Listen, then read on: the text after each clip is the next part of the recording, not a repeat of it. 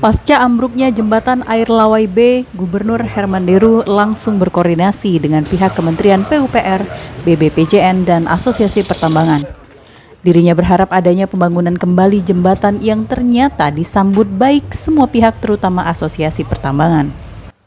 Dikatakannya pembangunan kembali ini demi kepentingan masyarakat. Asosiasi Pertambangan bersedia untuk membiayai sepenuhnya pembangunan kembali jembatan yang nanti dikomandoi oleh Kementerian PUPR melalui Balai Besar Pelaksanaan Jalan Nasional Sumsel.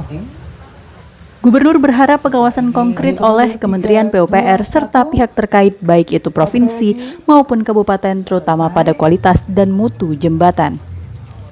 Untuk pembangunan konstruksi jembatan Air Lawai B ini memakan biaya lebih kurang 20 miliar yang semuanya akan ditanggung oleh pihak Asosiasi Pertambangan Batubara.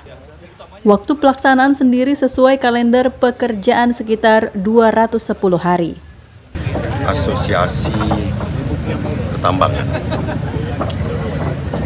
Apa yang saya harapkan untuk membangun kembali jembatan ini ternyata disambut baik oleh asosiasi, bahwa asosiasi demi kepentingan masyarakat bersedia untuk membiayai pembangunannya kembali dengan konstruksi baru, bukan sekedar rehab tapi bangun baru,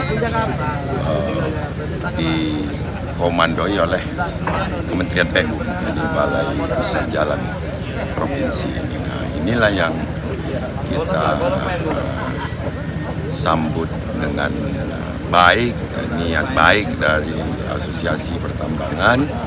Juga kita harapkan pengawasan yang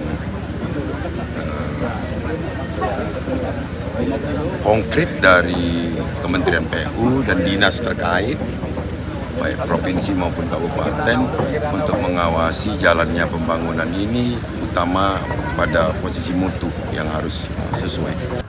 Sementara itu, Ketua Asosiasi Pertambangan Batubara, Andi Asmara, berkomitmen untuk menanggung penggantian jembatan Air Lawai B yang ambruk akibat kelalaian angkutan batubara yang melintas di jembatan tersebut.